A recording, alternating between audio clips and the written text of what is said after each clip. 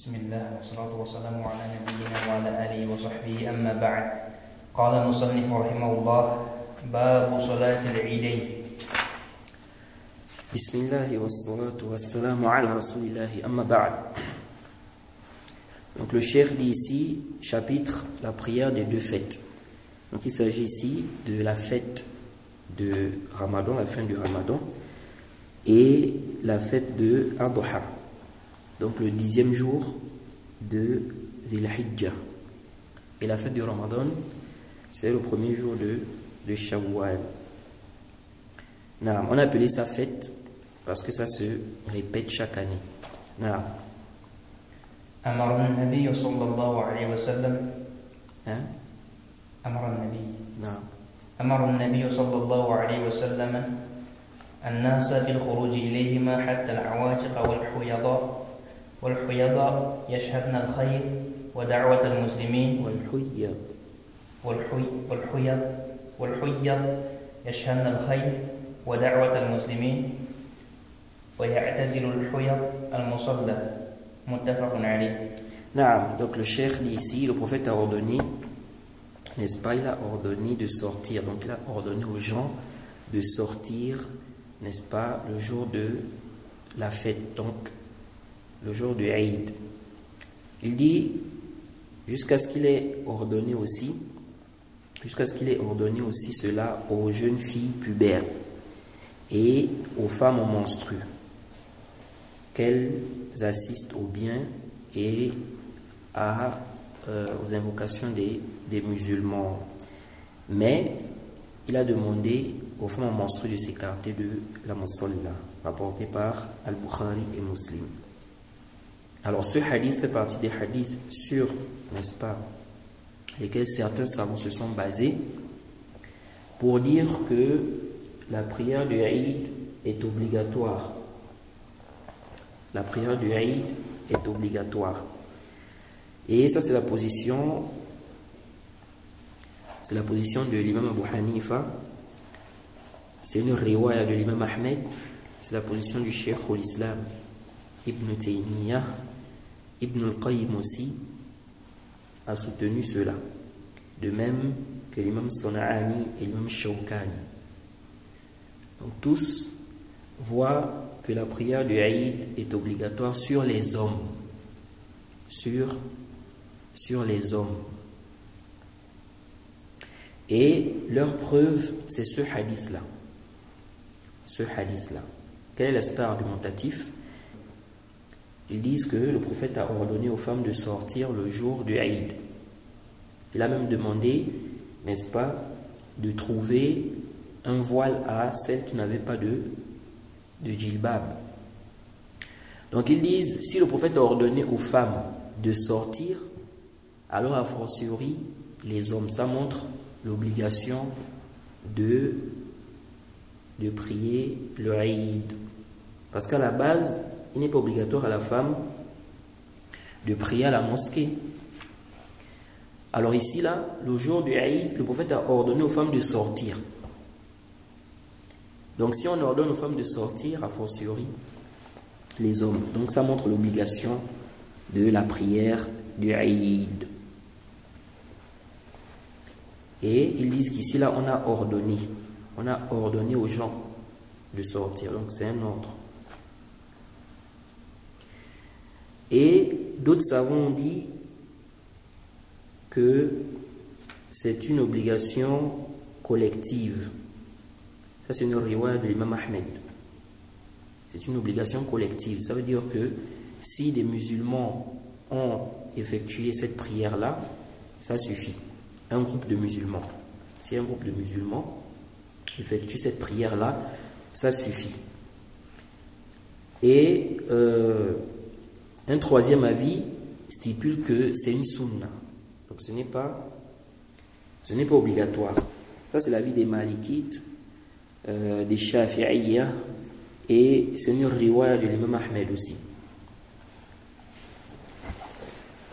Alors, cette question, c'est une question un peu complexe, mais si on regarde la preuve sur laquelle s'est basé ceux qui ont dit que que c'est obligatoire, leur preuve de base, en réalité l'istidlal est discutable. L'argumentaire, fihi nazar, c'est discutable. Pourquoi? Comme a expliqué Ibn Hajar, ce hadith, ils ont dit ce hadith ne montre pas qu'il est obligatoire de prier la prière du Eid. Pourquoi? Parce que dans ce hadith, on a ordonné à ceux dont la prière n'est même pas obligatoire de sortir, dont la femme en menstrue.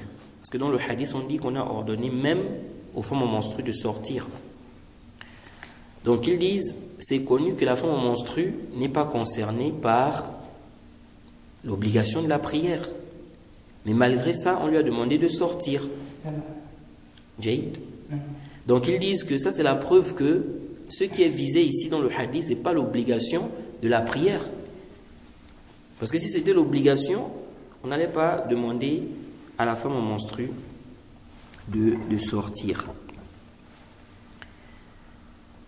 Et ça c'est un avis qui est fort. L'avis de ceux qui disent que ce n'est pas obligatoire, c'est l'avis du Jumhur, que c'est une sunna, c'est un avis qui est fort. Et je ne connais aucun savant qui a dit que la prière du Eid est obligatoire sur les femmes. Je ne connais aucun savant qui dit ça. Or, le dalil qu'ils ont pris là, ils ont dit on a ordonné même aux femmes de sortir et tout ça. Mais est-ce que vous dites que la femme doit obligatoirement prier? Parce que c'est le même dalil. C'est le même hadith là, on a ordonné aux gens de sortir, on a ordonné à la femme de sortir, on a ordonné à la femme en menstrue de sortir. C'est le même dalil là, n'est-ce pas, sur lequel vous vous basez pour dire que c'est obligatoire de faire la prière du Eid. Or, dans ce même dalil, on ordonne à la femme de sortir, on ordonne à la femme en menstrue de sortir, mais vous ne dites pas qu'il est obligatoire à la femme en menstrue de prier le Eid, ou bien la femme de sortir pour prier le Eid. Et le Cheikh l'Islam, j'ai vu une parole de lui où il disait Qad yuqal. Il disait quoi? Qad yuqal, il se peut qu'on dise que c'est obligatoire sur les femmes, mais il n'a pas affirmé comme ça là, de manière catégorique, que c'est obligatoire. Il a dit il se peut qu'on dise. C'est sur les femmes ou sur les hommes en général? Non, les femmes en général. Là, il parle des femmes, parce que la prière à la base, à la mosquée, n'est pas obligatoire pour les femmes. C'est pas obligatoire. Jaïd. Maintenant, la prière du Eid, est-ce que c'est obligatoire sur les femmes? Le Cheikh l'Islam a dit il se peut qu'on dise que c'est obligatoire aussi sur les femmes. Mais il n'a pas affirmé quoi? De manière catégorique. Jaïd. Donc je ne connais pas un savant qui a dit que la prière du Eid est obligatoire sur les femmes. Sur les hommes, il y a divergence. Est-ce que c'est obligatoire ou pas? Mais sur les femmes, je ne connais pas un savant qui a dit que c'est obligatoire. Parmi donc les savants qui nous ont précédés, les anciens savants. Et l'istidlal de ceux qui ont pris le hadith là comme dalil implique qu'on rende ça obligatoire aux femmes. Parce que dans le hadith, on dit qu'on a ordonné aux femmes en menstrues de sortir, on a ordonné, n'est-ce pas, aux jeunes filles pubères de sortir. Et ce qui vient renforcer que ce n'est pas obligatoire, c'est que là-dedans, on ordonne à celles dont la prière n'est pas du tout obligatoire de sortir, la femme en menstrue. La femme en menstrue. Donc l'ordre là, ce n'est pas un ordre qui montre quoi? L'obligation. C'est pour montrer, n'est-ce pas, cette grande, pour extérioriser cette grande adoration, mais ça ne montre pas ici l'obligation. Wallahu a'lam, Allah est le plus savant. Moi je penche plus vers l'avis du Jumhur que c'est une sunna. Pour les femmes. Hein? C'est une sunna pour les femmes. Les femmes et les hommes. Jaïd. Les femmes là-bas, il n'y a pas d'ishkal. L'ishkal c'est sur les hommes. Jaïd. Le problème c'est sur les hommes. Mais le problème c'est que le dalil sur lequel on se base pour dire que c'est obligatoire, dans ce dalil-là, on ordonne aussi aux femmes. Et on ordonne même aux femmes en menstrues. Or, ceux qui disent que c'est obligatoire ne disent pas que c'est obligatoire sur les femmes. نعم. ووقتها من ارتفاع الشمس قيد الرمح إلى الزوال. نعم. Donc le temps de la prière du Eid, il dit c'est à partir de lorsque le soleil va se lever à la hauteur d'une lance. On avait déjà vu ça. Donc 10, 11 ou 15 minutes après que le soleil se soit levé. Donc à ce moment, on commence à prier la prière du Eid. La prière du Eid. Il dit, donc on commence à prier la prière du Eid à ce moment-là jusqu'au Zawal. Donc jusqu'à ce que le soleil quitte le zénith en fait. Il dit jusqu'à ce que le soleil quitte le zénith. Et souvent le soleil, lorsqu'il est au zénith, c'est souvent, parfois il met 10 minutes par là, 10 minutes avant Zohar, ou un peu plus, après il quitte le zénith. Jusqu'à ça, le zénith. Non, il a dit jusqu'au Zawal, donc ça veut dire jusqu'à ce que le soleil quitte le zénith. Mais quand il dit ici jusqu'à ce que le soleil quitte le zénith, ça veut dire quoi? Ça veut dire que la limite c'est là. On prie ça jusqu'à une fois le soleil quitte le zénith, c'est fini, ça c'est l'heure de Zuhr maintenant. On peut prier juste avant Zuhr. Très bien, c'est ce que ça veut dire.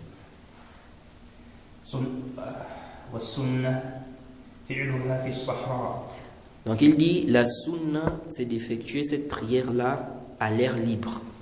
Donc la prière du Eid, que ce soit le Eid du Fitr, donc la fin de Ramadan, que ce soit la prière de la fête de la fin de Ramadan, ou bien la prière de Adha, on prie ça où? À l'air libre, pas dans la mosquée. Ça c'est la base, et c'est ça la sunna.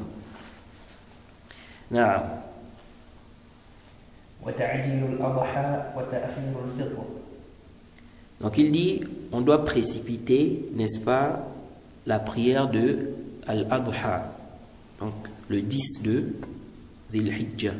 On doit précipiter ça.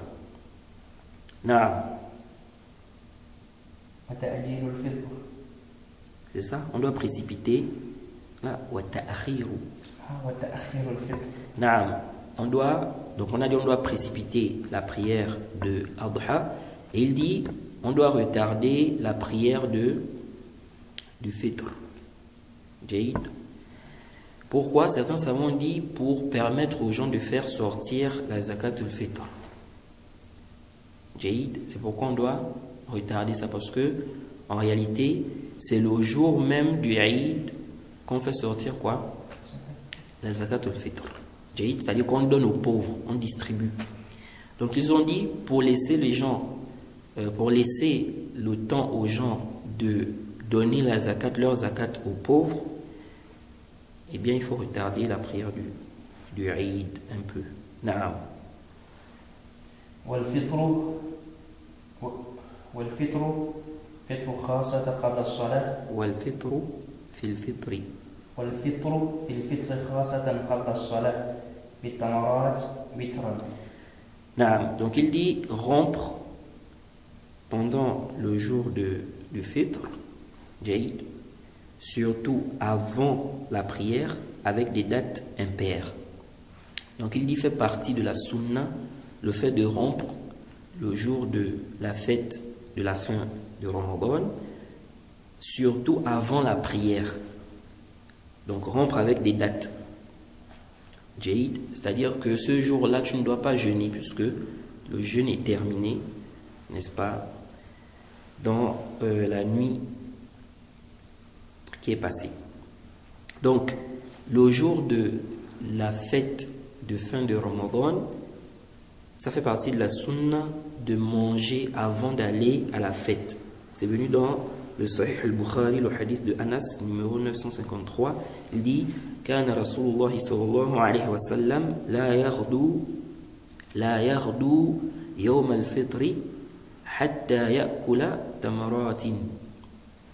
Il dit que le prophète n'allait pas à la prière, n'est-ce pas, le jour du fitr, sans manger des dattes.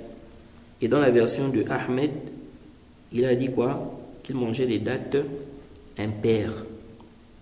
Il mangeait des dates impaires.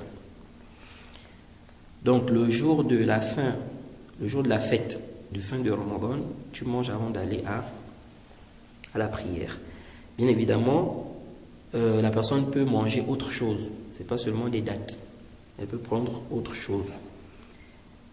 Et la fête de Adha, c'est le contraire. C'est-à-dire que avant d'aller à la prière, la sunna, c'est de ne rien manger.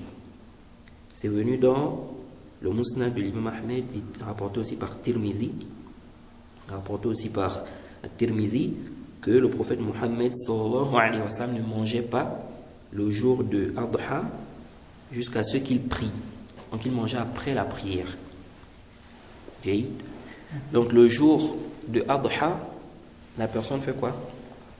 La personne ne mange pas, elle va manger après la prière. Naam, c'est ça la sunna. C'est-à-dire que c'est pour les gens qui vont immoler. Hein? Que c'est pour les gens qui vont immoler. Pour les gens qui vont immoler. Ceux qui ne mangent pas. Pas forcément. Pas forcément. Naam.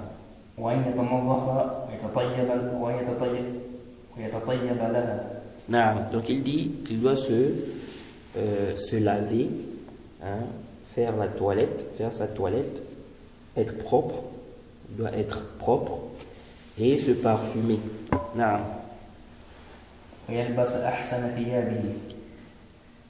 Naam, le cheikh dit, il met donc son meilleur vêtement, son meilleur thawb. Naam. Il dit, il va donc en empruntant une voie, il revient en empruntant une autre voie. Donc en allant, il prend une voie et en revenant, il prend une autre voie en revenant. Mais ce n'est pas une chose obligatoire. Naam.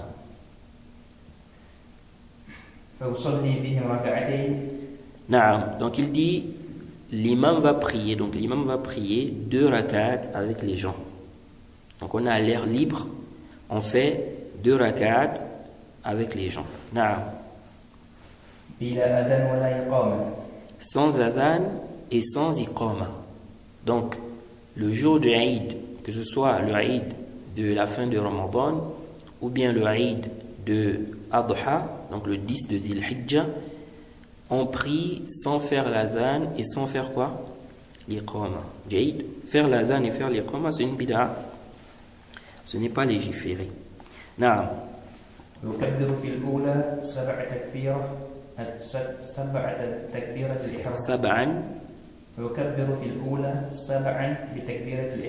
Naam. Donc le cheikh dit, la première raka, l'imam va faire 7 takbir avec le takbir d'ouverture. Donc il va faire 7 takbir. Naam. Donc Allahu Akbar, Allahu Akbar, Allahu Akbar, 7 fois. Naam. Doit l'istiftah, c'est après le takbir. Doit l'istiftah, c'est après le takbir. Oui, le dua, l'istiftah, c'est après le premier takbir. Naam. وفي الثانية 5 سوى تكبيرة الإحرام. لا، تكبيرة القيام. وفي الثانية 5 سوى تكبيرة القيام. نعم. Donc le cheikh dit, à la deuxième raka, il va faire 5 takbir en dehors du takbir qu'on fait lorsqu'on se relève du ruku'. يرفع يديه مع كل تكبيرة. Donc il dit, il lève ses 2 mains avec chaque takbir. Ou bien en faisant, lorsqu'il va faire chaque takbir. Jaïd. Bon, ça, il y a une divergence entre les savants par rapport à ça. Beaucoup de savants disent qu'on lève les mains à chaque takbir. Jaïd.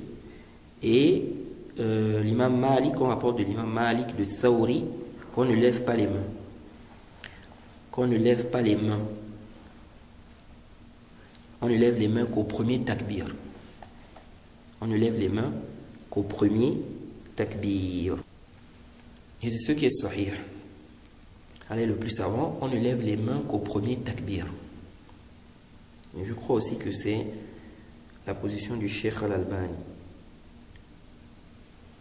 Car, en réalité, on n'a pas de preuve justifiant qu'il faut lever les mains à chaque takbir.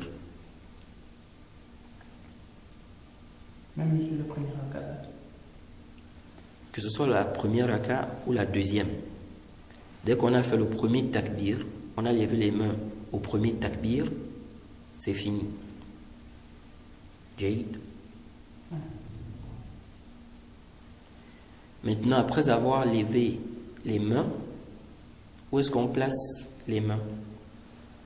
Après, tu mets la main droite sur la main gauche. Après le premier takbir. Maintenant, ceux qui ont dit que on lève les mains à chaque takbir, on diverge entre là-bas. Tu places les mains où après chaque takbir. Donc, Allahu Akbar, tu fais comment? Tu laisses. Après, tu prends le deuxième takbir. Ou bien, Allahu Akbar. Allahu Akbar. Donc, ils ont divergé entre eux-mêmes là-bas. Mais ça, cette divergence-là, ça ne nous concerne pas parce que nous, on voit qu'on lève les mains seulement au premier takbir. Donc, une fois tu as levé tes mains au premier takbir, tu places ta main droite sur ta main gauche et tu fais les autres takbirot sans lever les mains. Naam. ويحمد الله ويصلي على النبي صلى الله عليه وسلم بين كل تكبيرتين. Naam. Bon, ici là, il y a une divergence. Il dit, il fait, donc il loue Allah, il dit il loue Allah et il prie sur le prophète, n'est-ce pas, entre chaque deux takbir. Mais ce qui est apparent, allez le plus savant, on ne dit rien là-bas. On ne dit rien entre les takbirot là. Car on n'a pas vraiment une preuve authentique qui vient justifier cela. Non.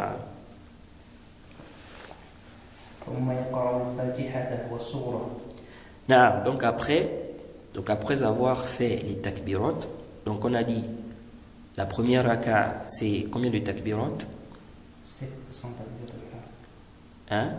7 Très bien.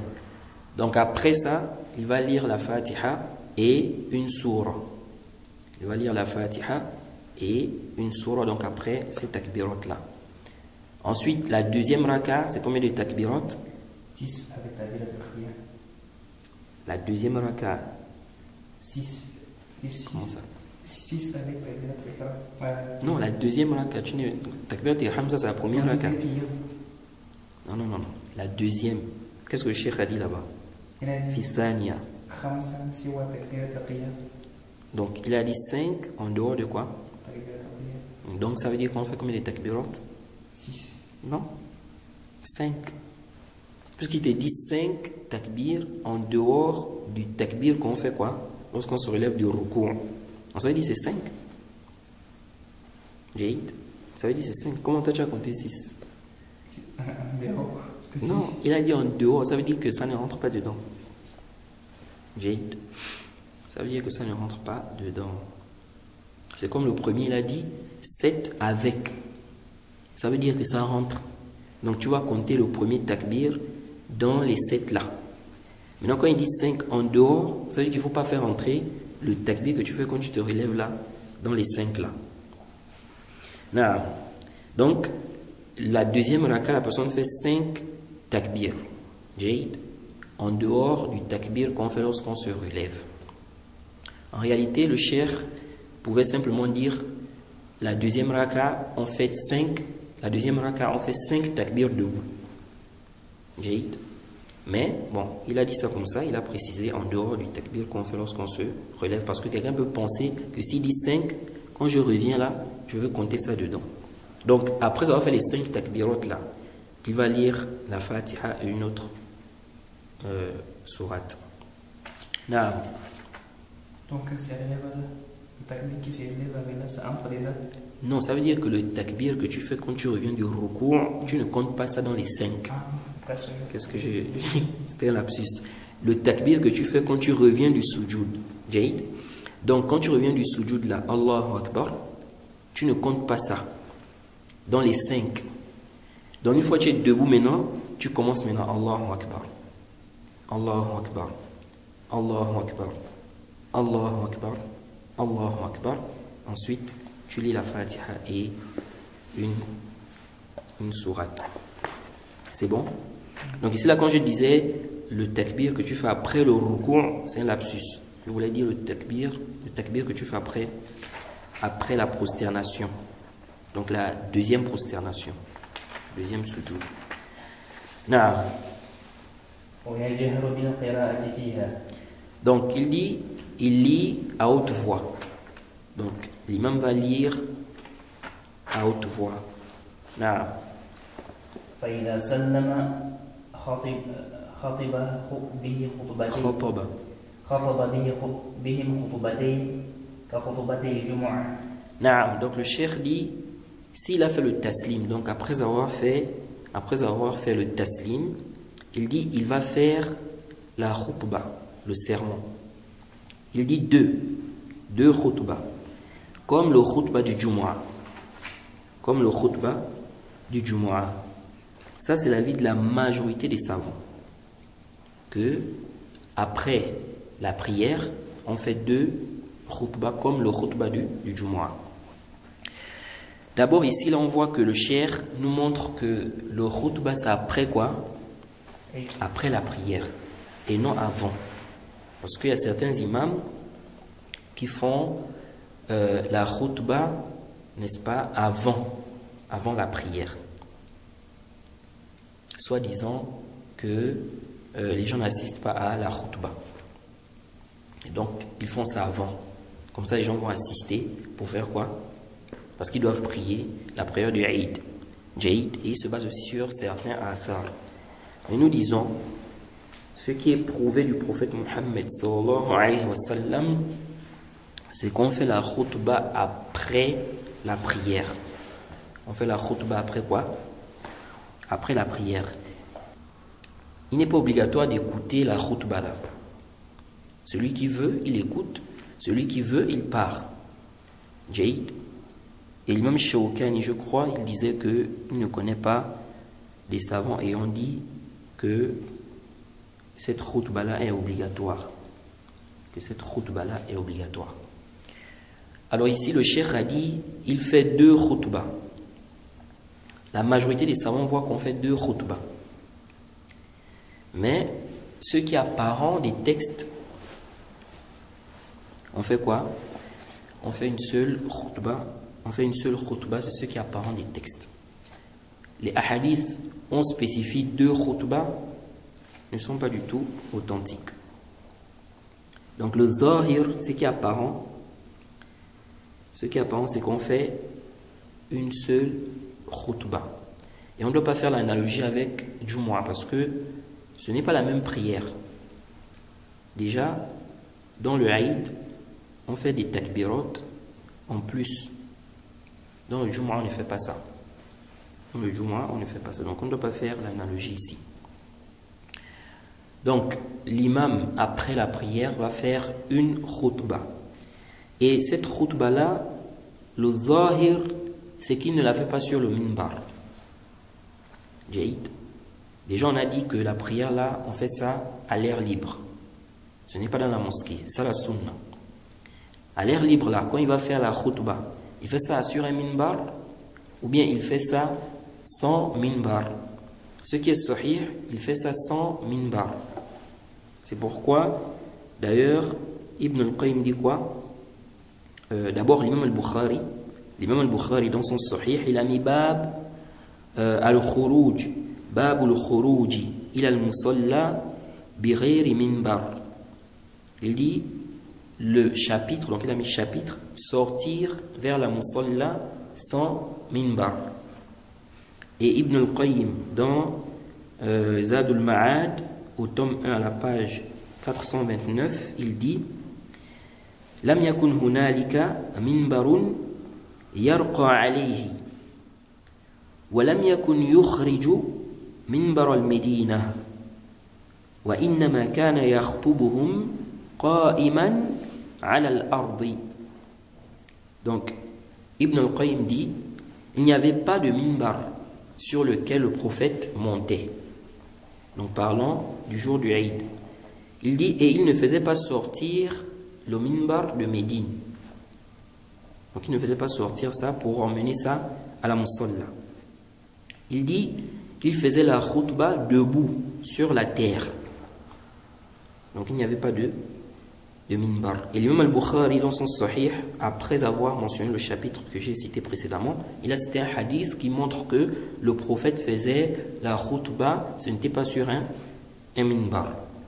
C'est au temps de Marwan, il a mis quoi? Ils ont mis un minbar, n'est-ce pas, sur lequel il faisait la khutba du Eid. Donc, ce qui est apparent des textes, c'est que l'imam fait la khutba sans minbar le jour du Eid. Et il fait une seule khutba. Ça veut dire qu'il n'y a pas à s'asseoir et puis se relever pour faire une deuxième khutba. Et c'est évident aussi, si on dit qu'il fait la khutba sans minbar, donc il ne va pas s'asseoir. Sinon il va s'asseoir au sol. Naam.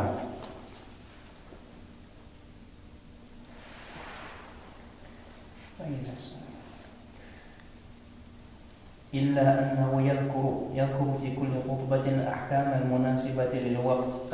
J'ai oublié de préciser ça. On rapporte de Othman, on dit que Othman, n'est-ce pas, a fait la khutba avant la prière. Mais ça, c'est pas authentique. Beaucoup d'imams citent ça. Beaucoup d'imams citent ça pour justifier qu'on fait quoi? La khutba avant la fête. Ça, ce n'est pas authentique. Mais on rapporte aussi d'Ibn Zubayr qu'il a fait la khutba avant. Et ça, si c'est authentique, ça s'oppose à ce qui est connu du prophète Mohammed sallallahu alayhi wa sallam. On doit suivre ce que le prophète a fait et on ne doit pas faire précéder la parole d'un compagnon sur la parole du prophète Mohammed sallallahu alayhi wa sallam. Naam. إلا أنه يذكر في كل خطبة الأحكام المناسبة للوقت. Naam. Donc il dit, il va mentionner dans chaque khutba des sentences qui conviennent, n'est-ce pas, au temps. Donc, c'est-à-dire que qu'est-ce qui convient? Il convient de parler de quoi en cette période-là. Donc, en fonction du besoin des gens, de ce qui convient de dire, il va donc dire cela pendant la khutba. Now, excuse-moi. Mon téléphone a sonné là. Oui, vas-y. ويستحب التكبيرة المطلق ليلتي التكبير المطلق ليلتي العيد. نعم. Donc il dit ici, il est préférable. Donc il dit, il est préférable, n'est-ce pas, de faire les takbirot de manière absolue. Jaid. Il dit les 2 nuits du Eid. Les 2 nuits du Eid. Ça veut dire quoi? Ça veut dire que lorsque le soleil se couche, Jaid, que la personne va commencer à faire quoi? Les takbirot. Alors ici, il y a un débat entre les savants. À quel moment on commence les takbirot là? Certains ont dit la fête de Adha, on commence du Subh, le jour de Arafat. Donc, après donc, la prière de Subh, ou bien on va dire le Subh du jour de Arafat. Le jour de Arafat, c'est quel jour? 10e jour de Là, 9e. Le 9, c'est le jour de Arafat. C'est le 10 qui est le jour du Eid, là, de Adha. Donc, le 9, ça veut dire le 9 à la prière de Subh. On commence à faire quoi? Les takbirot. Ça, c'est la parole du Jumhur, de la majorité des savants. D'autres ont dit, on commence à la prière de Zuhur du jour du Eid. Donc, le jour du Eid, à la prière de Zuhur. Mais ce qui est apparent, aller le plus avant, c'est le premier avis. Donc on commence, n'est-ce pas, le jour de Arafat, n'est-ce pas, le jour de Arafat à partir de Subh. Car ça a été rapporté que les compagnons faisaient les takbirot ce jour-là.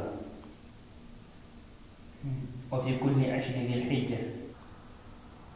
Naam, il dit donc dans chaque jour des 10 jours de Zil Hijjah. Donc ça veut dire quoi? Ça veut dire que les takbirot là vont continuer comme ça dans chaque jour, n'est-ce pas, des 10 jours de Zil Hijjah. Là il parle de quelle fête? Très bien. Naam. Il commence le premier jour de Zil Hijjah. Comme on a dit ça commence quand? Le premier jour de Zil Hijjah. Non. On a dit ça commence le subh de Arafat. J'ai encore balayé. وفي كل 10 ذي الحجة. Il y a une différence au premier jour. Oui, lui parle parce que lui le cheikh il va faire le tafriq entre les takbirot qui sont mutlaqan et ce qui est limité après les prières. On va voir que ça en réalité c'est pas sahih. Non. Donc maintenant il y a des takbirot qu'on fait à des moments précis, c'est spécifique. Non, il dit عقب المندوبات من صلاة الفجر يوم عرفة إلى عصر آخر أيام التشريق. Là on a parlé d'abord, lorsqu'on a appris le cas des takbirot là, on est en train de parler de la prière de quoi? Lorsqu'on a expliqué le début, à quel moment on commence. Ça c'est pour la prière de Adha. Lorsqu'on a dit que ça commence de subh de Yom Arafah. Ça c'est la parole du Jumhur. Ça c'est pour la prière de quoi? La prière de Adha. Maintenant pendant le Ramadan, à quel moment commencent les takbirot? Ça, certains savants ont dit c'est dès que le soleil se couche. Donc le jour, ou bien on va dire la nuit du Eid. Parce qu'on commence à regarder la lune quand? On commence à regarder la lune le 29. Le 29. Si on voit la lune le 29, ça veut dire que le lendemain c'est le jour du Eid.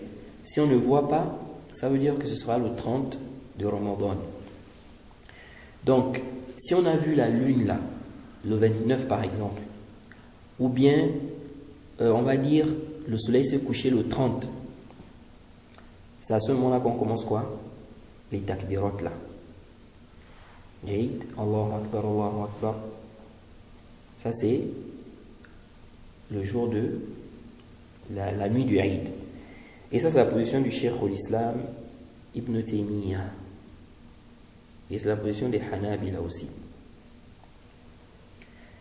D'autres savants ont dit, tels que l'imam Malik, Al-Awza'i, ils ont dit on commence lorsqu'on va aller à la Musalla. Et ce qui est sahih, aller le plus savant, c'est le premier avis. Jaïd. Donc, ce n'est pas dans la matinée en allant à la Musalla, mais c'est depuis le coucher du soleil. Jaïd.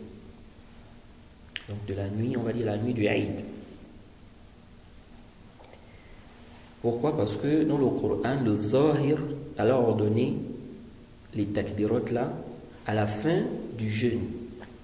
À la fin du jeûne. Et la fin du jeûne, c'est une fois on a vu quoi? La lune. C'est une fois on a vu la lune. Ah, allez le plus savant. Donc, on récapitule pour que ça soit clair. La prière de Adha, on a dit qu'on commence quand? Après Sob du Yom Arafah. Non. Et la prière de Ramadan, on commence? Non, là-bas aussi on a vu qu'ils ont divergé. Mais à Sahih, on a dit quoi? On commence les takbirot là? Après le Sob du Shams. Hein? Quand le soleil entre. Non, donc après Maghrib, on va dire, ou bien à l'heure de Maghrib. Non. Maintenant, le cheikh ici, lui, il a fait la différence entre les takbirot qu'on fait de manière absolue, comme ça, sans préciser un moment, et les takbirot qu'on fait à des moments précis. Et il va nous expliquer ce qu'on fait à des moments précis là. Quels sont ces moments-là, ou bien quel est ce moment-là il va expliquer ça ici. Non. وصفته الله أكبر الله أكبر. Là. D'abord, al-muqayyad. والمقيد عقب المكتوبات من صلاة الفجر يوم عرفة إلى عصر آخر أيام التشريق. Non. Donc, le cheikh, il voit qu'il y a des takbirot qu'on fait à des moments précis. Et il explique ces moments-là. Il dit, c'est après les prières obligatoires. Après les prières obligatoires. Donc, il y a des takbirot qu'on fait mutlaqan comme ça, sans préciser un moment. Et il y a ceux qu'on fait à des moments spécifiques. Donc, il dit, ce qui est donc mutlaq, c'est chaque jour de quoi? Chaque jour des 10 jours de Zil Hijjah. Maintenant, ce qui est spécifique là, lui il dit, on fait ça après les prières obligatoires. De la prière de Subh, de Fajr, le jour de Arafah, comme on a dit. Jaïd. Il dit jusqu'à Asr, du dernier jour des jours de Tashriq. Jaïd. Le dernier jour des jours de Tashriq, c'est... Parce qu'il y a 3 jours. Donc après le 10, donc on a 11, 12, 13. Ce sont les jours de Tashriq. Donc ça veut dire que le 13, à la prière de quoi? À Asr. Jaïd. Oui, à Asr, le 13. Le cheikh dit ici, ça veut dire on arrête à ce moment-là. Du 9 de Subh là, jusqu'au 13 de Zil Hijjah, à Asr. Donc à ce moment-là, on arrête. Mais, Non, ce n'est pas Subh. qu'est-ce qui est Subh? Non, Subh, c'est le début. Non. On parle ici de la fin maintenant. Le début, c'est de Subh. Donc de Subh, du 9 du jour de Arafah. C'est là où ça commence. Jusqu'à il y a Asr, Jaïd, il a Asr, Akhir Ayam al-Tashriq. Donc jusqu'à Asr, du dernier des jours de Tashriq. Le dernier jour de Tashriq, c'est le 13. Donc, puisqu'il a dit jusqu'à Asr, donc ça veut dire que le Asr du 13. Est-ce que tu vois? Donc ça veut dire on commence les takbirot pour le cheikh ici, qu'on fait après chaque prière. Pour lui, on commence ça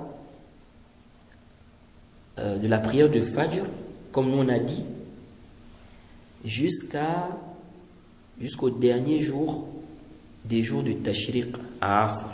Ici, on arrête. Mais en réalité, on n'a pas un dalil qui vient spécifier qu'on doit faire les takbirot là après chaque prière obligatoire. Le zahir, ça reste mutlaq, comme ça. Et comme on a dit, on commence ça du Subh, du jour de Arafah, et le cheikh a dit jusqu'à Asr, les jours de Tashriq. Mais quand on regarde les textes, le zahir, c'est que ça doit aller jusqu'à Maghrib.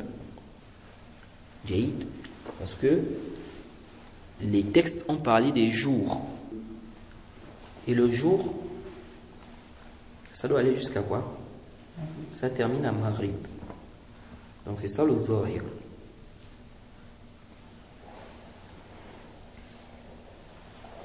Naam. وصفته الله أكبر الله أكبر لا إله إلا الله والله أكبر ولله الحمد. Naam. Donc il dit ici, quelle est la description? Comment on fait ces takbirot là? Il dit Allahu Akbar, la ilaha illallah, wallahu akbar, walillahi alhamd. Donc c'est ce qu'on dit. Et bien évidemment, ce n'est pas obligatoire, c'est préférable. Et aussi, il y a des gens qui amènent des bid'a avec ça.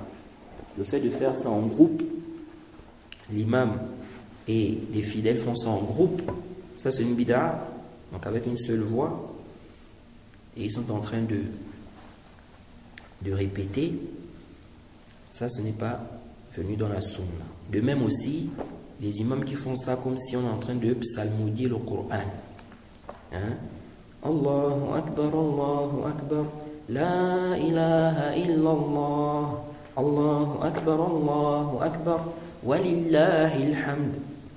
Ça là, ce n'est pas venu dans la sunna, ce sont des innovations que les gens amènent dans le dîn.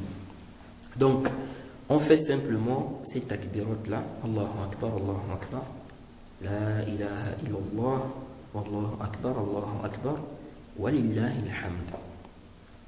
Et chacun fait ça, n'est-ce pas, de son côté. On ne fait pas ça en groupe. Est-ce que les femmes aussi font ça?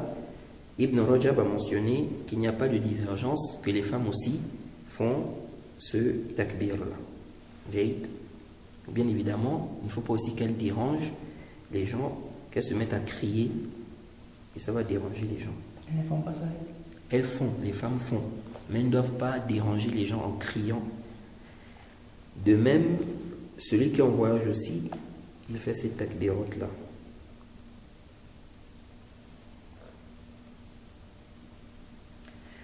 Voilà ce qu'on peut dire de façon résumée concernant ce chapitre. Je crois qu'on va s'arrêter là et le cours prochain, on va voir le chapitre de Janaïz.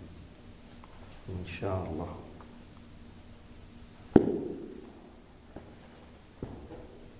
C'est bon?